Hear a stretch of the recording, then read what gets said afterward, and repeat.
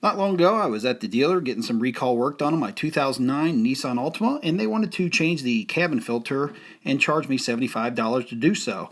I'm How To Bob, so I picked one up for $10, and I'm going to show you how to do that right now. We're going to start out on the passenger side, right underneath the glove box, and in the very back against the firewall, you'll see a little hatch door right here. There's a little clip. All you have to do is remove that clip.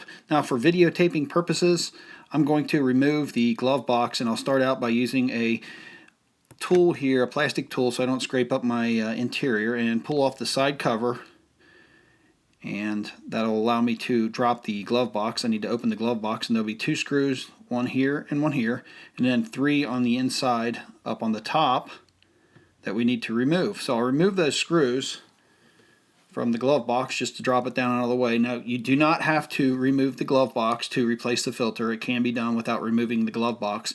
I'm simply doing this to show you better how to replace the filter. It's a lot easier for everyone to see in this video once I remove the glove box, and it's not really that big of a deal to remove the glove box. There's simply 8 screws that need to be removed. So I get the 3 on the top off. Now I've got 2 more inside here that I need to remove, and then once I get the 2 on the inside, the 2 remaining ones on the inside removed, I need to go down to the bottom, and you'll see there's 3 more screws. One here, there's another one here, and then another one over on the left hand side. So I need to remove the 3 bottom screws from the glove box. And once I get the last 3 screws out of the glove box assembly, I can simply pull out on the glove box and it'll slide right forward. I can't pull it out too far because it's still connected by 2 wires. One's for the trunk lock. I have to just push this little button in and then it slides right out. It's a little plug-in. And then we have the little light on the other side. It works the same way, so I just disconnect that, and then I can take my glove box assembly out of the way.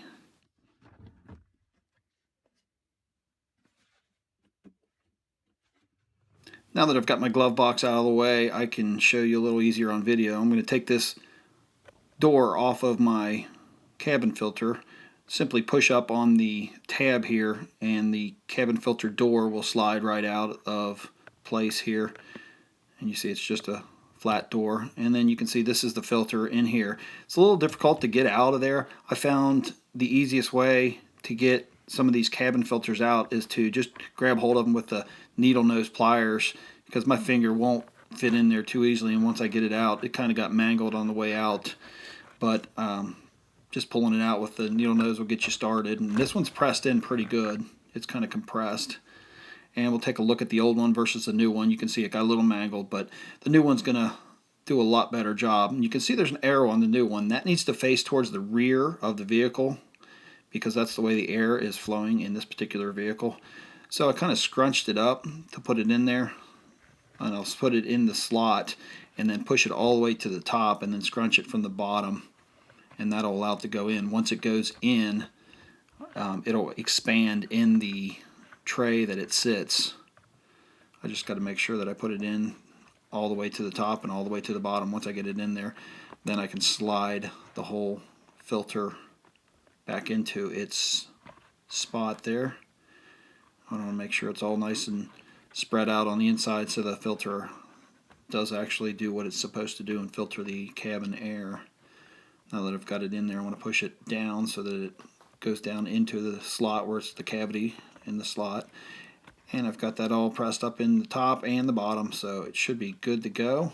So now I'm going to take my door, and it simply just slides in, clips on the top, and then push real hard, and it'll latch onto the bottom. It should snap right into place here. So if you remove the glove box assembly, all that's left to do is set that into place and reinstall the plugs, and they'll only fit into one plug. You can't mix them up, so they go right into where they came from.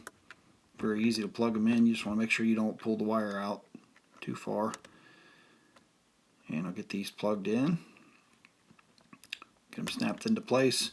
Then I can slide my glove box assembly back into position, and once I get it pushed in all the way, I can then start putting the screws in. All the screws are the same size, so that makes it very convenient. Don't have to worry about putting the wrong one in the wrong place. And I just want to make sure that I get them good and tight, and I want to make sure that I put all 8 screws in. 5 inside the glove box, and then there are the 3 on the bottom of the glove box. And once I get my screws, all the screws put back in, only thing left that I have to do is put the side cover on the right hand side of the glove box. And after that, I'll check the operation of the glove door box, make sure it works. And that's how you change the cabin filter on a 2009 Nissan Altima. I'm How To Bob. Thanks for watching.